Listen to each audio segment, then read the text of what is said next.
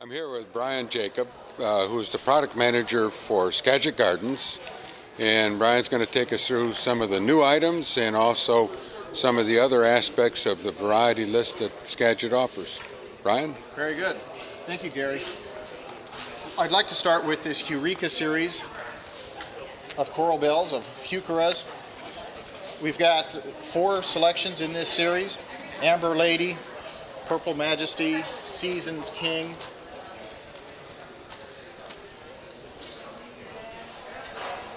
and then one more over here, Sweet Princess.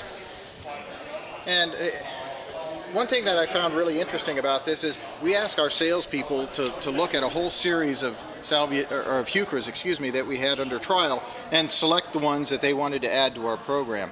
They were looking for something that was unique and different than what we already offer, and we offer quite a variety of them. Interestingly enough, without realizing these were all from the same series, the 4 that came out of all of those varieties were these 4 that are coincidentally in this Eureka series. So they, again, what caught their eye and what really the breeders were looking for was unique foliage colors and something a little different. So the Sweet Princess here, more of a rosy pink or reddish tinge to the leaves than a lot of them that, of course, many of them also that have silver overlay, but this one has a little bit of a unique background color to it. And the new growth comes out really kind of a peachy salmon color. So very nice. Seasons King, I should mention this one. You can tell the compact habit of it. These aren't all exactly the same size, of course, but in general, they're all smaller growing varieties. So in the 6 to 10 inch range, maybe with Sweet Princess up to 12 inches, just a little bit taller. But again, Seasons King, you note this vibrant, almost iridescent purple tinge to the newer growth, and even to some of the older growth is kind of a background to the silver overlay on the leaves. Really stands out unique. Does put on a decent flower display, as a number of these do, but the flowers, of course, like with most heucheras, was not the primary focus. They were really looking for unique foliage colors, and I think they nailed it with this selections. Purple Majesty, a very silvery leaf with just a kind of a lighter purple background. New growth has a little bit of a pinkish tinge to it, and of course you'll notice, which is always nice, when you see the backgrounds of the leaves, these are strongly contrasting leaves. The flowers in this are quite unique in that they just barely get above the foliage, but that just gives you just more of an impact because all the flowers are clustered together. They're just above the foliage. So kind of a unique impact, but again, the foliage itself is unique enough where the plant stands on its own. One of the real stars of this series, just because of the array of colors that you'll see in the foliage, is Amber Lady. And this was the supreme winner in the group, just because it stood out so much. Again, you'll see everything from almost a tan or beigeish colors all the way through rusty oranges, reds, and even a little bit of brown. It kind of has a fall feel to it. But again, a wide array of colors and a kind of a decent flower show with the slightly pink flowers on it. Great. Yeah. But it's also worth mentioning from a grower's standpoint, and this was also significant, something we weren't really thinking about when we selected the plants just for their appearance, but that they also have a lower input cost to us with the tissue culture material, and they come with a lower royalty cost. So the idea behind the folks that are introduced this to us is that this is a plant that can be grown and sold profitably in a smaller size container. And so it can be, certainly these are perfectly hardy and good landscape plants, and you see they get, even with their compactness, get a good landscape size, but they also can be almost sold as a container accent or a bedding plant that could be discarded versus the usual very high cost of most heucheras. So it may be a newer twist. They look good in 4-inch pots up to 5.5, 6-inch pots, or in this case 2-gallon pots if that's brand new to the market, and we'll be the first to be bringing these to market. Though they're certainly going to show up everywhere because of their uniqueness, is we have 2 new additions to our butterfly series. We've had a butterfly series for a number of years, and these are just new colors to add to the series. The butterfly series are more compact, very stocky, very sturdy plants. And we've got the golden skipper, which is a really rich golden yellow color. I mean, yellow hardly really applies. It's really a golden color, almost golden orange. So very rich colors. And then the rainbow Marcella, and this is especially unique because the flowers emerge orange, and then beginning from the center cone outwards, they start to fade to pink. And so what you end up with is you've got pink flowers, you've got orange flowers, and you have flowers in transition. And you get this rainbow effect of colors across the plant, which is something at least I've never seen in an echinacea before. So that is truly unique. A very popular variety for us, especially because of its growth habit, but also the flowers, is butterfly kisses. And that's a lighter pink version of this newer one, which is Sweet 16. So what we've got here is a plant that's 10 to 12 inches tall, an enormous number of bud breaks, of extremely full flower, but also, and this color, unfortunately, it's hard to get the printer to reproduce the color exactly, is a deep magenta color. So again, what we're finding that our customers, when we look at the array of products we offer, tend to prefer the more intense colors, more saturated colors. And this one certainly fits that bill, Very as nice. does the golden skipper. Very nice. Also right here, when you're talking about deeper, more saturated colors, Scabiosa mariposa violet. This series is known for very sturdy stems, larger flowers, and these are the early season flowers, so they're not quite up to their full size. But also, this is really the darkest blue Scabiosa that we've seen on the market.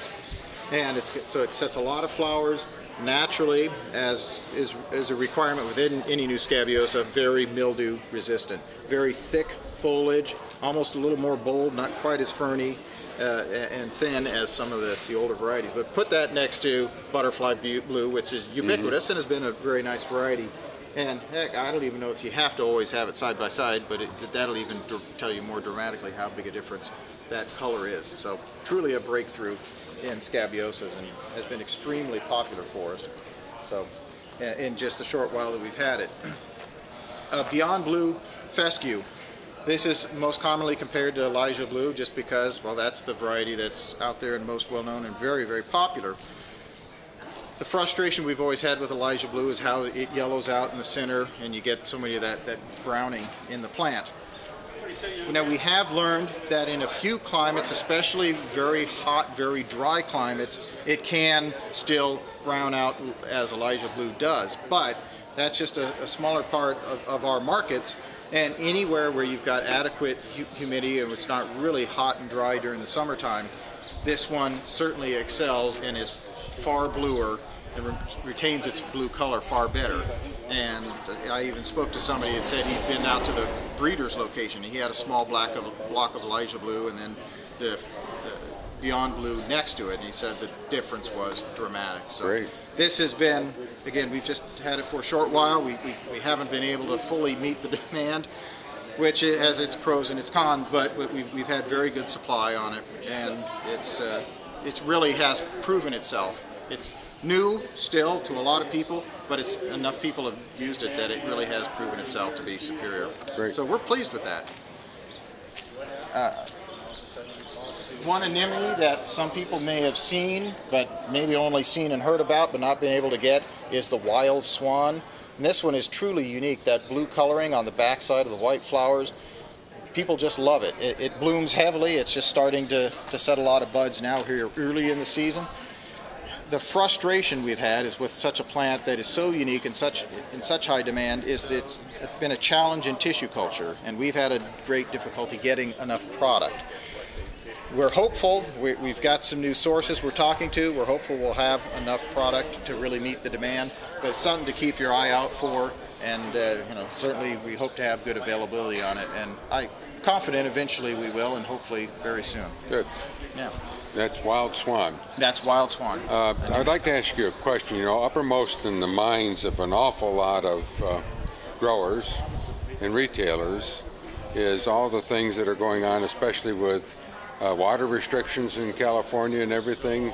And it seems to me that perennials could possibly offer some good alternatives to drought-tolerant plants. Absolutely. And what would you point out that maybe would be highly recommended for drought tolerance? Okay. Well, since we're standing right next to this, let me start with this Euphorbia Glacier Blue. This is a selection that was made at Skagit Gardens, came out of Tasmanian tiger, which is a more highly variegated form. But this has got the icy blue foliage, a thin margin. It was interestingly, here at the spring trials, somebody who lives nearby in Santa Barbara came to us, and this is somebody who cannot water their landscape hardly at all. And most of their landscape is just decimated and dead. And she told us, she said, you should know that she's got Glacier Blue and Tasmanian Tiger both in her landscape, and she said, these both look very good. And I think it quite surprised her because she has other euphorbias in her landscape that have withered and suffered a lot. So this one is a foot and a half tall shrub, not too fast growing, but a nice habit. Of course, it'll get the typical euphorbia flowers and extremely drought tolerant. Good. Yeah. You know, one thing that everybody knows, there's a world of coreopsis out there, and they're not all brand new. The Little Bangs is still a relatively new series that grow well without any plant growth regulators, just a simple pinch when they're planted, and they keep this tight habit both in the containers and in the landscape.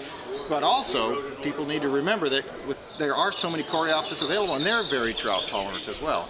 And you've got quite an array of colors to work with and habits, so you can add a lot of interest to your landscape and still have, even where you're very restricted on your watering. Yeah. We've got also that have got an awful lot of attention, and you can see why. We've got this Wishes series of salvias. Wendy's Wish was one that's been out for a few years, and then we've also got two new ones now that we're able to offer that were restricted to just a limited group of growers for a while. We've got the Lovin' Wishes, which is this nice pinkish purple color, extremely floriferous. Again, we talk about the intense colors that tend to catch people's eye, and these certainly do. Nothing muted about them at all. They've been extremely popular just in our display here with the hummingbirds. Customers have been distracted and been buzzed by the hummingbird. It's fun to see them hitting the salvias. I guess that's really what you'd expect, but sometimes it's certainly nice to see. And then we've got this big display in the back, the Ember's Wish, also with those intense orangish red flowers, has been a big hit. So you can see they make a bold statement.